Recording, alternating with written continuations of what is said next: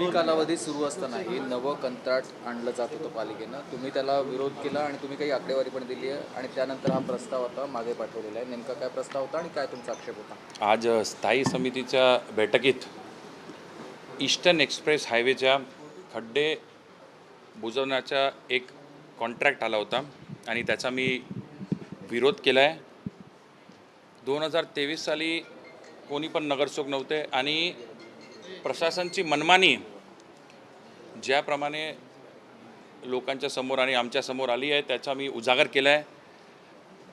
2022 नोव्हेंबरला MMRDAतून महानगरपालिकेला हे जे ईस्टर्न एक्सप्रेस हायवे आहे हे हँडओव्हर झालं आहे.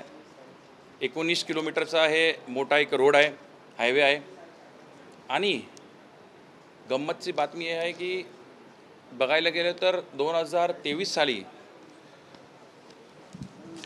93 कोटीचा एक कॉन्ट्रॅक्ट खड्डे बुजवण्याचा हे KR कन्स्ट्रक्शनला दिला होता आणि ते कॉन्ट्रॅक्ट 109 कोटी पुढे पण करून घेतला.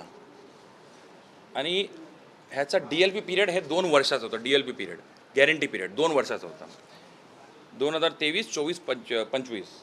आणि त्याच्यानंतर DLP तिकडे असून 2024ला 85 कोटीचा कॉन्ट्रॅक्ट परत ह्याच सेम रोडचा प्रीती कन्स्ट्रक्शन कंपनीला दिला होता.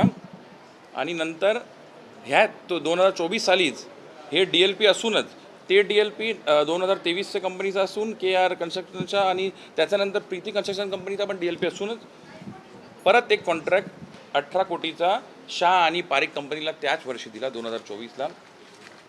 आणि त्याच 2024ला 9 कोटीचा जिओ पॉलिमरद्वारा काम करण्या असे सांगून एक 9 कोटीचा कॉन्ट्रॅक्ट प्रगती कंपनीला पण त्या 2024ला दिला आणि तो पण DLPमध्ये 2 वर्षाचा DLPमध्ये होता.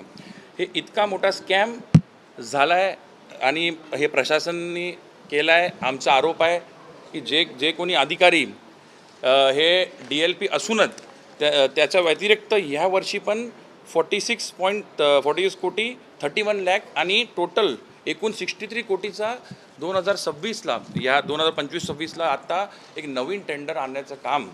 आणि ह्याचा कॉन्ट्रॅक्टरचं नाव आहे मार्को लाईन्स पेवमेंट टेक्नॉलॉजीज. आणि ह्यांना नवीन काम काय दिलं आता की मायक्रो सरफेसिंग करण्याचं.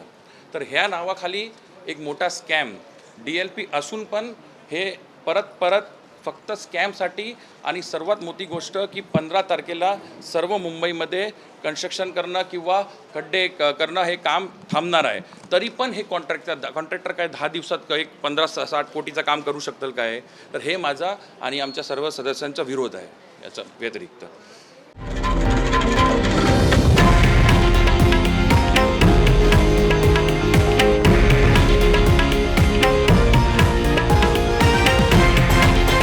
हे आहे देशातील नंबर 1 न्यूज नेटवर्क आणि आपण पाहत आहात TV9 मराठी, एकमेव.